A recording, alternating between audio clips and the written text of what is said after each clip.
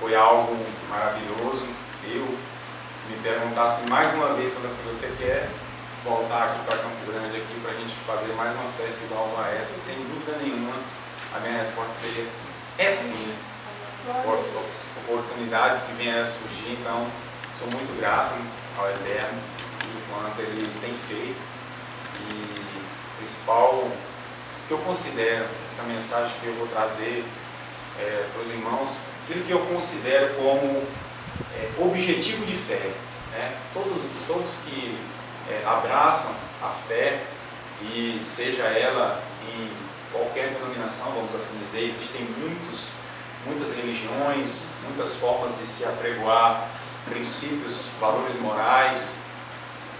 Aquilo que eu considero algo primordial e fundamental na fé, na verdadeira fé, a fé genuína, é mudança de vida, mudança, transformação de vidas, mudança do ambiente do lar, né?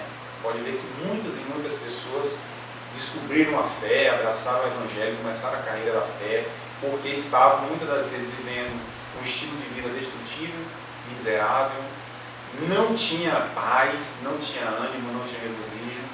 E isso para mim, quando nós começamos e quando nós encabeçamos e colocamos diante da sociedade, diante dos irmãos, e vemos, podemos sentir, quando a fé genuína ela entrou, ela brotou na nossa vida, na nossa casa, muitas coisas foram transformadas.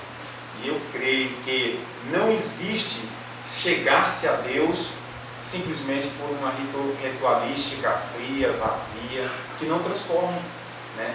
Então, tudo que está acontecendo aqui, a inauguração desse espaço, em casa, né? A comodidade que vai estar no fundo de casa para poder receber irmãos aqui, poder entoar cânticos, estudar a palavra do Eterno, tudo isso eu creio que na vida de cada um dos irmãos, aqueles que se achegarem, aqueles que vierem visitar, ou aqueles que se filiarem aqui e permanecerem fiéis, não tenho dúvida. Vidas, casas, casamentos, restauração do lar, de uma maneira, porque não adianta simplesmente o que eu falei, uma vida religiosa, vazia, que não me conecta com o divino de fato. E tudo isso nós experienciamos aqui um pouquinho. Eu sei que isso aqui vai prosperar de maneira absurda. Daqui a pouco não vai caber mais o pessoal aqui, né? O pessoal vai vir aqui, aí daqui a pouco você vai dizer assim, vai ter o pessoal da segunda e o pessoal da terça, porque a metade vem na segunda e a metade vem na terça. E você vai ter que se virar, vai ter que dar o teu jeito, porque nós sabemos que quando essas verdades, quando esse evangelho genuíno, ele é apregoado com o interesse pelas almas, o negócio toma um pé, uma proporção que a gente não sabe. E aí nos nossos ministérios, a família do Rodrigo vai ter que se unir todo esse projeto, assim como a minha família lá em Cuiabá, assumimos, né, essa demanda, e aí a minha vida praticamente virou e gira em torno daquilo que a gente tem hoje na comunidade. E isso também aqui não vai ser diferente. Foi muito rápido. Quem imaginava? O Rodrigo saiu lá de Cuiabá um dia desse. Olha o que nós estamos aqui. Estamos num salão, num espaço já que já foi consagrado, já foi preparado. E eu acredito, assim, sem sombra de dúvidas, a glória do Eterno já repousa sobre esse lugar, né? Então aqui nós vamos ver os cumprimentos proféticos da palavra. Na nossa casa, naqueles que se chegarem, as pessoas vão perguntar, vão querer saber, vão se instruir, vão se chegar. Não tenho dúvida nenhuma, que já está acontecendo e que vai continuar acontecendo aquilo que o salmista Davi escreveu no Salmo de número 128. Já está acontecendo. Você já tem desfrutado na tua casa, eu tenho desfrutado na minha casa, e todos quantos se chegarem vão, se não experimentaram ainda, vão experimentar aquilo que Davi escreveu no Salmo de número 128, no Cântico dos Degraus. Bem-aventurado, pode abrir a sua Bíblia, bem-aventurado é aquele que teme ao Eterno, que anda nos seus caminhos. Pois comerá do trabalho das tuas mãos, feliz será e tudo te irá bem. A tua esposa será como uma videira frutífera aos lados da tua casa. Os teus filhos como o broto de oliveira à roda da tua mesa. Eis que assim será abençoado o homem que teme ao Senhor. O Senhor te abençoará desde Sião, e tu verás o bem de Jerusalém todos os dias da tua vida, e verás os filhos dos teus filhos e a paz de Israel. É isso aqui que eu considero e que tenho como meta de vida. É realmente ter um relacionamento e levar aqueles que estão do nosso lado e aqueles que ainda não têm as boas novas do reino, para que a pessoa alinhe a sua vida, independentemente eu cultuo a Deus de forma A, de forma B e de forma C. Você tem que cultuar ao Eterno da forma como Ele merece ser cultuado. E quem diz o culto adequado para o Senhor é a palavra de Deus. É isso que é a verdadeira religião. Por isso que eu entendo quando o Tiago fala que a verdadeira religião é cuidar dos órfãos e das viúvas desamparadas. Não existe, quando você se envolve com o Eterno, não existe ficar alheio à vida das pessoas que nos rodeiam e que nos servem. Nós começamos a desfrutar do manancial de bênçãos e, ao mesmo momento que isso acontece, nós começamos a nos doar.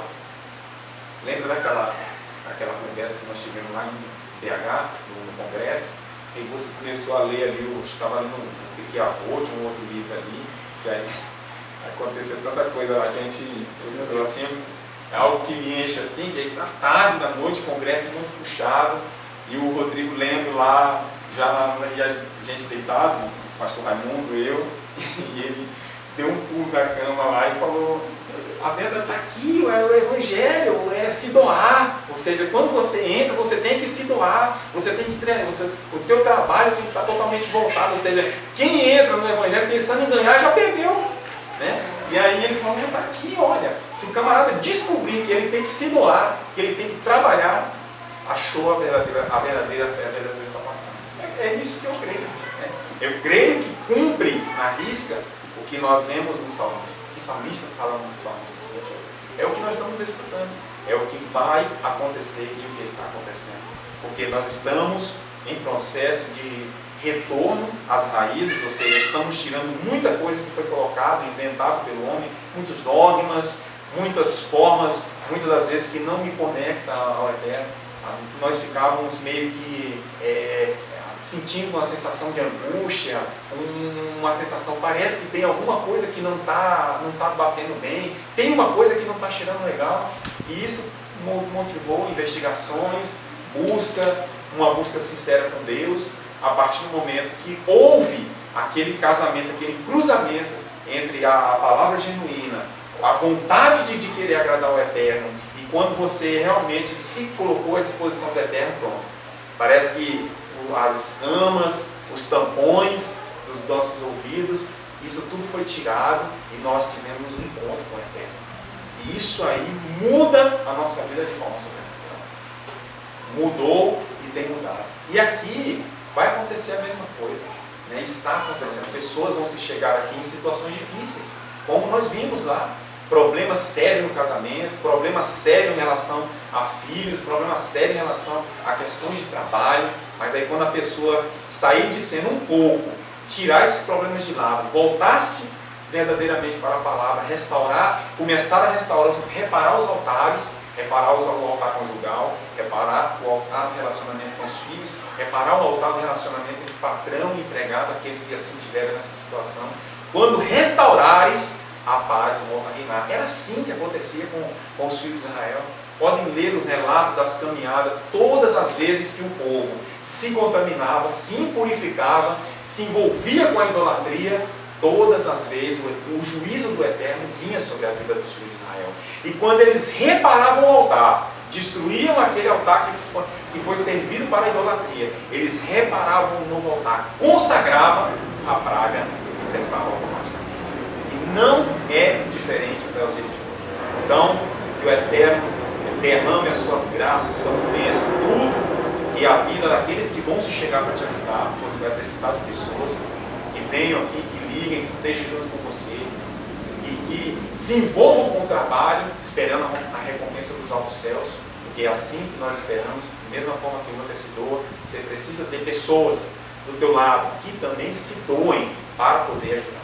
Todos, num único corpo, em um trabalho, envolvidos, todos irão dar o seu tijolo, a sua contribuição. E a partir desse momento, nós iremos voltar para desfrutar as maravilhas que aconteciam no berço, onde começou ali a formar um corpo de judeus e gentios. No começo, a Torá, a tradição estava totalmente voltada para a mão dos judeus. Era eles que sabiam como cultuar, a forma de se apresentar, a forma de ler. Em Atos dos Apóstolos, quando começam as pregações daqueles homens, eles começam a pregoar a fé no livro de Atos, e eles começam a contar a história dos povos de Israel. E eles começam em Abraão e vão até aqueles dias. Vão falar do mestre, vão dizer, olha, esse é o príncipe, aquele que viria, aquele que deveria passar pela rejeição, ele foi negado, ele foi morto, mas ele ressuscitou no terceiro dia. E é essa fé que nós apresentamos para o povo. Então, quando tudo isso acontecer e as pessoas entenderem a sua função no reino, tudo irá funcionar de uma maneira gloriosa. E nós iremos desfrutar de novo os dias daquela igreja que começou ali em Atos, não a igreja nova do Senhor, mas a igreja, a família de Deus, Efésios capítulo 2. Que o que começa em Atos capítulo 2 não é a igreja como começou aos pés do Sinai, quando então o povo reunido recebeu a Torá e falaram os 70 idiomas, representando as 70 nações. O que começou em Atos capítulo 2 foi o congraçamento da igreja. Aquilo que Paulo escrevendo aos Efésios, ele fala, agora os homens das nações, ou seja, aqueles que amam a Deus, que amam o Eterno e querem ter um relacionamento com Ele. Você não tinha Deus, agora você tem Deus. Você não tinha comunhão nem comunidade com a comunidade de Israel, agora você tem. As suas festas cultuavam deuses pagãos, agora você abraça as festas do Eterno, que cultuam somente o único Deus verdadeiro e que anunciam a chegada redentora do Mashiach. E aí há aquele grande casamento, aquelas mensagens pregando para 3, para 5 mil, para aquelas multidões, e as pessoas se chegando cada vez mais, entrando dentro das sinagogas e querendo receber. Por quê? Eles não estavam pregando a religião, eles estavam pregando a salvação. Através de um encontro sincero, verdadeiro, todas as promessas são herdeiros e coparticipantes de todas as promessas das alianças.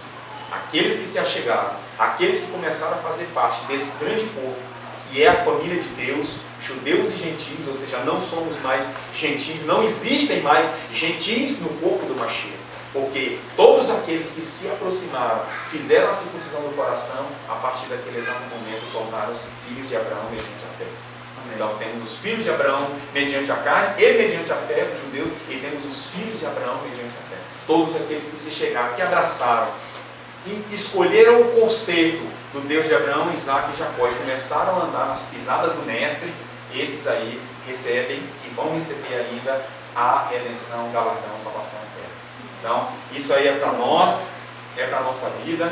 Eu estou me sentindo muito feliz de estar aqui, de poder participar de tudo que aconteceu aqui de forma maravilhosa, agradecendo aqui de todas as formas, que não tem palavras para a gente expressar aqui a nossa gratidão pela sua família, que trabalhou, se esmerou, sua mãe, a Kátia, a avó, todo mundo ali se empenhou ali para que pudesse, né, ter a comida, ter o café. A gente sabe das correrias, do trabalho que dá fazer uma movimentação com tantas pessoas, com aquela correria, com aquele negócio, né? Mas as palavras que eu encerro, né, essa mensagem de tudo que nós já escutamos, de tudo que nós já nos alimentamos, é obrigado Deus por ter mantido aqui e arrumado pessoas, né, que o Senhor tocou nos corações individualmente, que te procuraram, investiram aqui nessa estrutura, prepararam esse espaço e aqui agora virou uma vinhedo. Ou seja, agora é zelar e cuidar do vinhedo, aparar os galhos que estão meio tortos, cultivar ela, aguar, adubar e deixar com que ela comece a florescer, a dar os frutos, a produzir o vinho, e esse vinho, ele representa a alegria. Aí quando de fato a vinha estiver produzindo, aí a alegria brotará de forma extraordinária, sobrenatural, e vai chamar a atenção de todos quantos se chegarem aqui ou tiverem interesse, não de virar religioso, mas de ser um ser humano que sabe para que veio a este mundo. qual o propósito de vida para aquela alma, para aquela pessoa. Que todos vêm com um propósito específico de vida para esse plano, para que cumpra aqui aquilo que foi determinado pelo Eterno, e depois então a pessoa recebe o seu galardão do Eterno. É isso que o Eterno tem preparado e reservado para todos quanto abandonaram os velhos costumes, os velhos hábitos, tornaram-se novos homens e novas mulheres. E a partir de agora é produzir, dar fruto, prosperar e multiplicar a 30, a 60 e a 100. Amém. É para isso que nós vivemos, é nisso que nós nos apegamos e é esse o nosso foco. Amém? Então, eu agradeço, essas são as minhas palavras. Hoje é Santa Ceia, mas nós aqui vamos celebrar mais uma vez, né, dentro de toda essa comemoração, mas eu deixo essa palavra. Meditem no Salmo 128. Entendam o que Rei Davi falou sobre um patriarca feliz, um homem sentado à mesa, um homem que está com a sua família. Isso vai ser o resultado onde vai culminar o regozijo da fé. O homem sentado com a sua família, à mesa, vendo seus filhos, vendo a sua esposa, vendo os seus netos e a paz sobre Israel. É isso que o Eterno tem preparado para nós. É uma comunhão perfeita, um casamento pleno, uma plenitude do Evangelho. É uma casa, uma família restaurada. Isso é a plenitude do Evangelho. E sem termos esses elementos, sem nos fitarmos, nos colocarmos à inteira disposição, e Senhor, trata o meu casamento, trata, meu Deus, a minha situação, faz com que a paz entre marido e mulher ela venha a reinar, se por acaso tem algum problema, que tire toda a contenda, toda a mágoa, restaura de novo, meu Deus, como foi, e restaura de novo o convívio do lar. Acabou, meu amigo. Quando você passar pela sua porta, você vai poder dizer: a paz reina sobre as minhas portas. Amém? É dessas palavras, então, que todos nós nos alegremos agora com essa Santa Ceia que nós iremos celebrar agora, e que o Eterno nos abençoe e te abençoe. Te abençoe tua família, faça prosperar esse lugar, que cheguem pessoas aqui que venham para aprender, venham para com sede, sedento. Isso aí vai te cobrar o teu esmero, porque elas vão chegar com dúvidas. E aí você vai ter a oportunidade de tirar, mas aí também a gente tem que se preparar. Da mesma forma que lá em Cuiabá nós estamos assim, tomar o Eterno, que aqui também seja na mesma situação, da mesma forma.